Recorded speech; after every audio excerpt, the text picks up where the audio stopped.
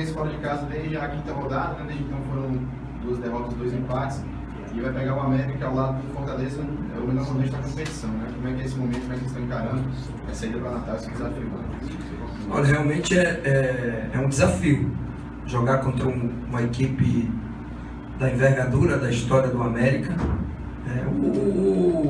A história dos dois clubes dá a dimensão da força do confronto, né? Da dificuldade do confronto. Duas equipes com o América com a história centenária, o Fortaleza próximo a também a fazer 100 anos, né? Dois clubes com muitas conquistas, com torcidas apaixonadas. Então isso dá uma dimensão do confronto.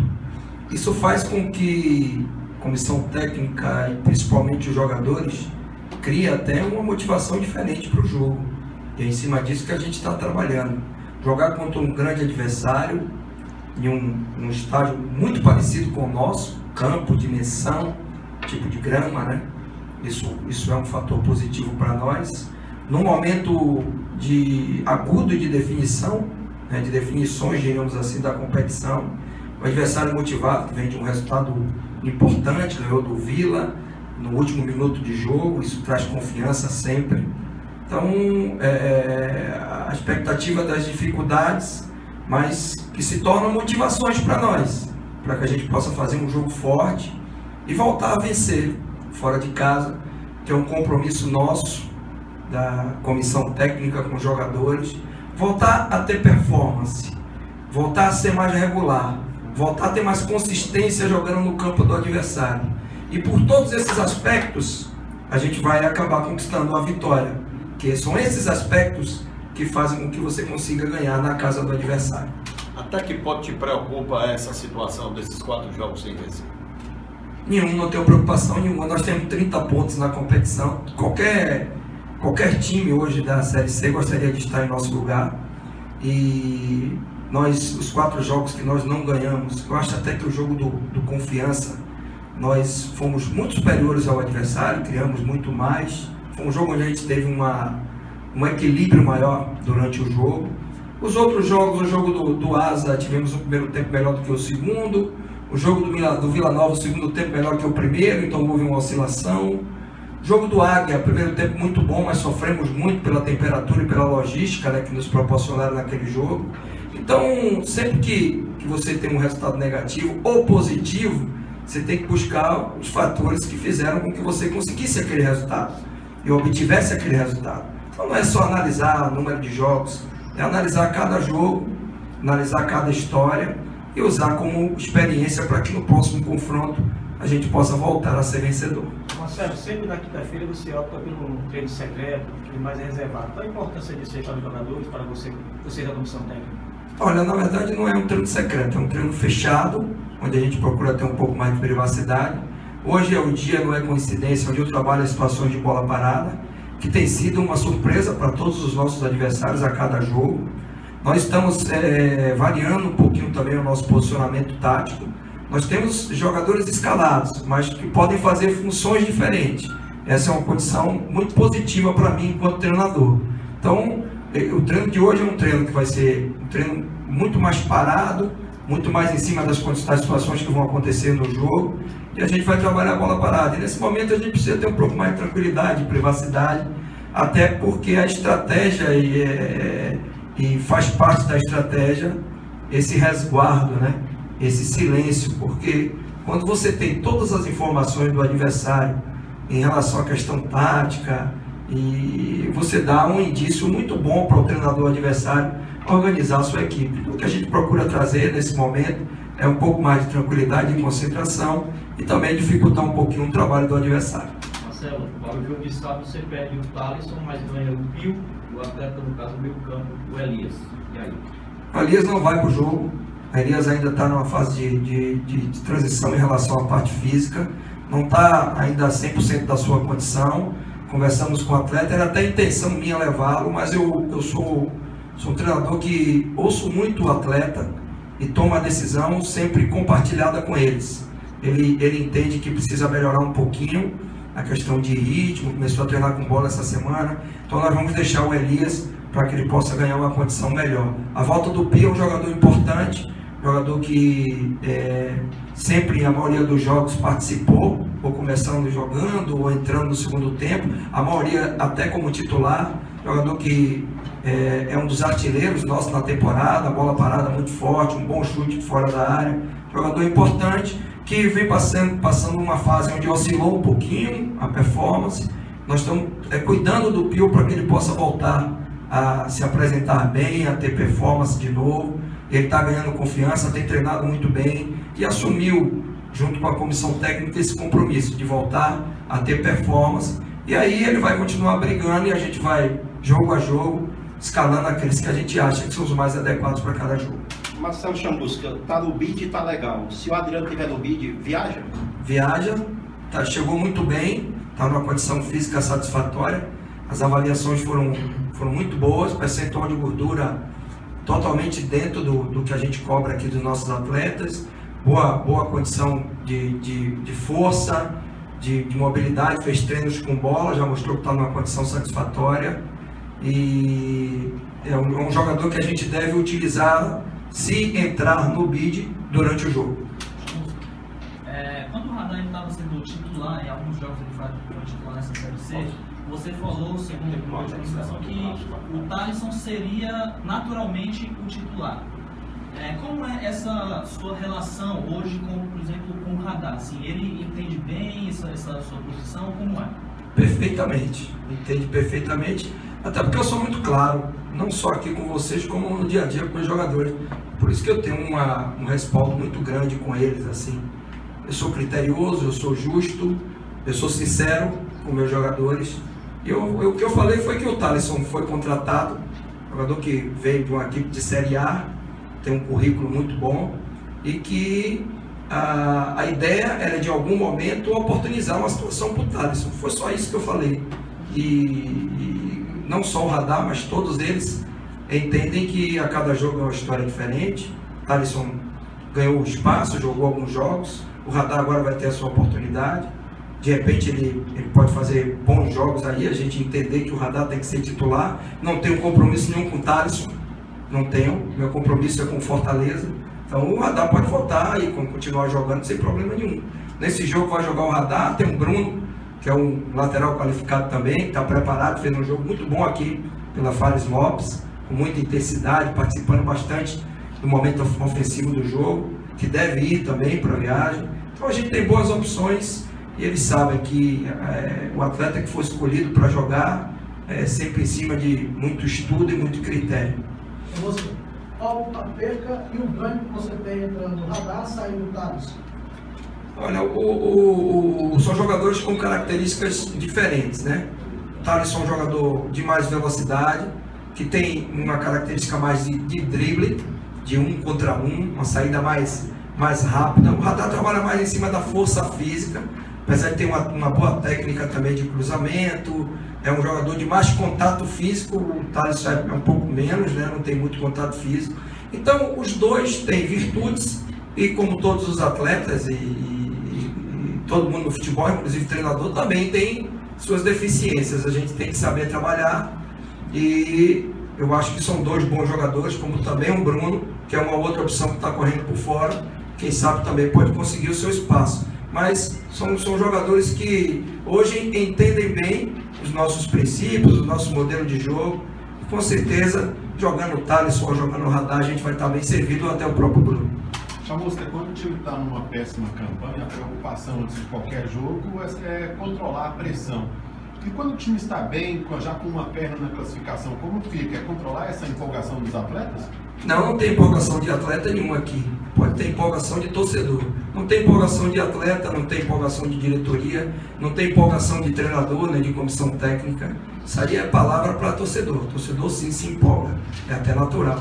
Mas nós não, nós aqui estamos pensando só numa coisa: mas se manter como líder do campeonato. Vamos jogar contra um clube grande, com a história centenária, num estádio bom, onde nossa torcida vai invadir, vai ter um monte de torcedor do Fortaleza. Isso é uma questão muito positiva, uma situação muito interessante para nós.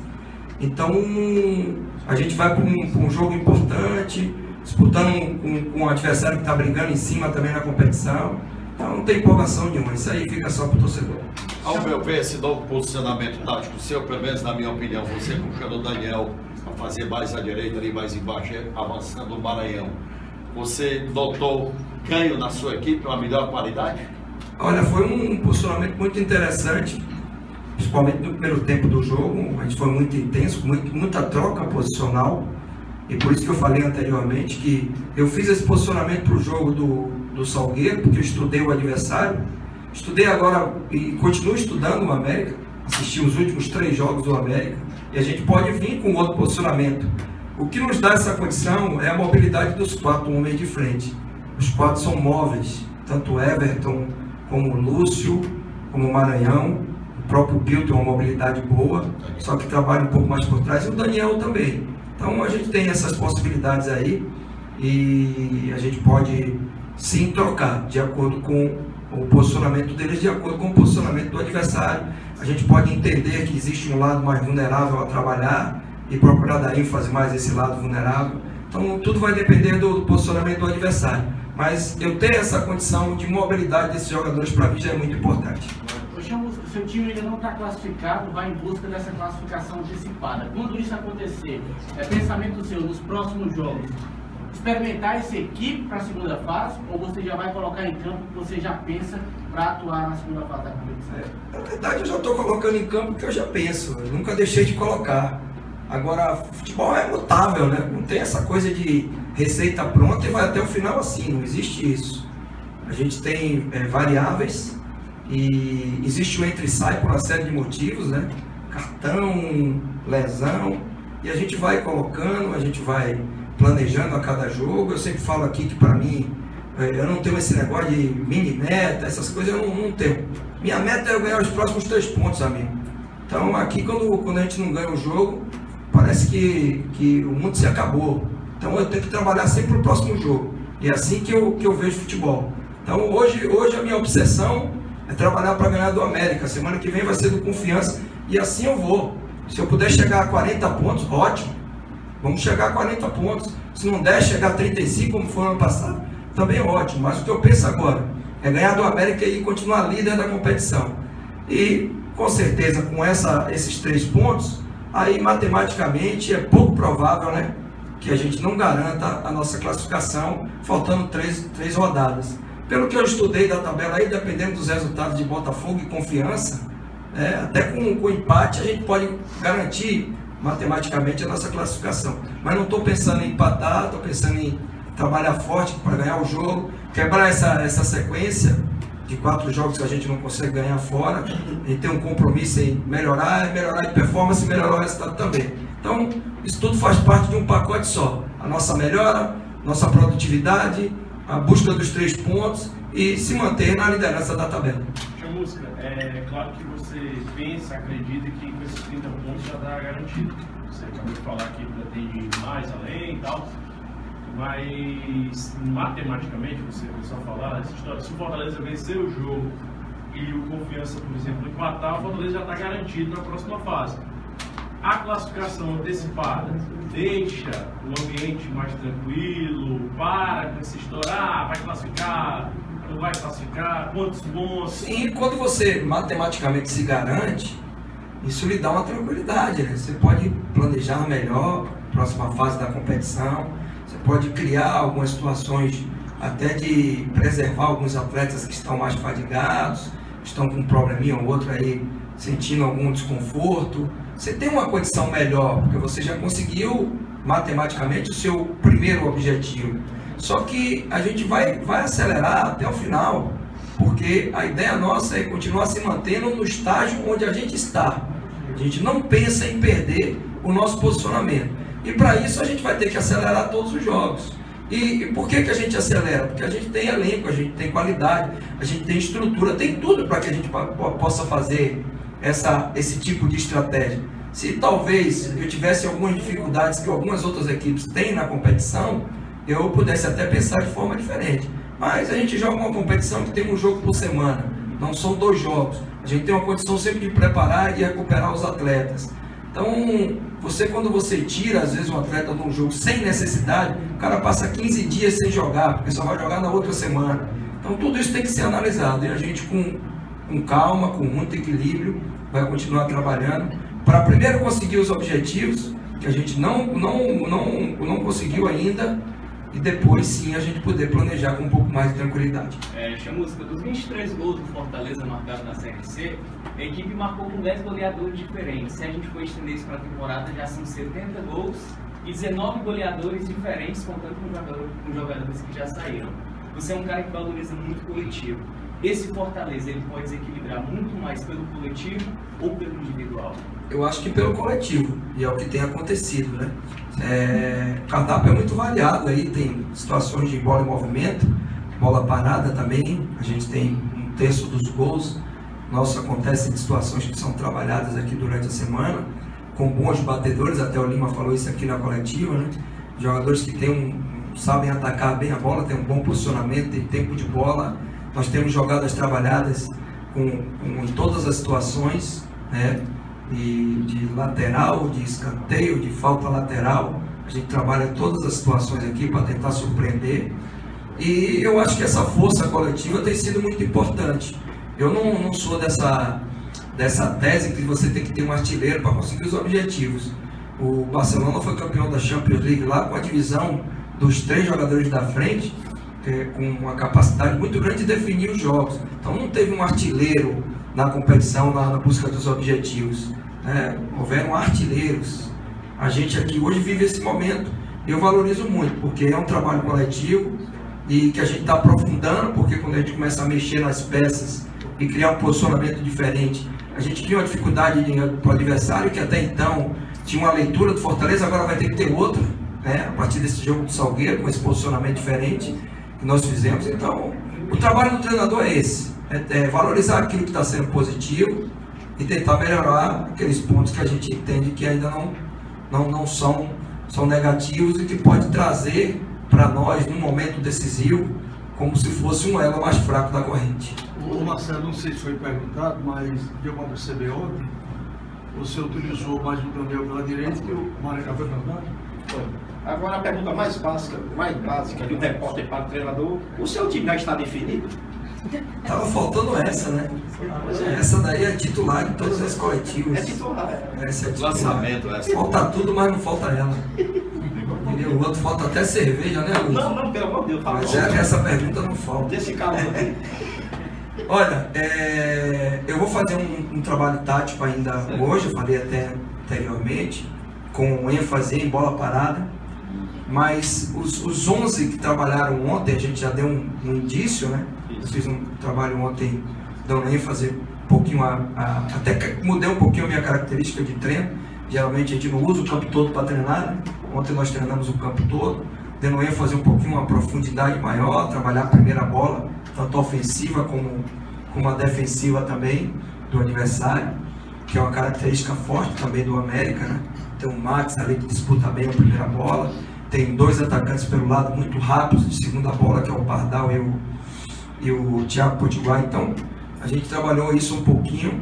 Hoje eu vou trabalhar a parte tática, mas provavelmente pelo que a gente analisou do adversário, pelo que a gente tem trabalhado durante a semana, são os 10 que treinaram ontem, né? Entrando o Radar no lugar do Thales.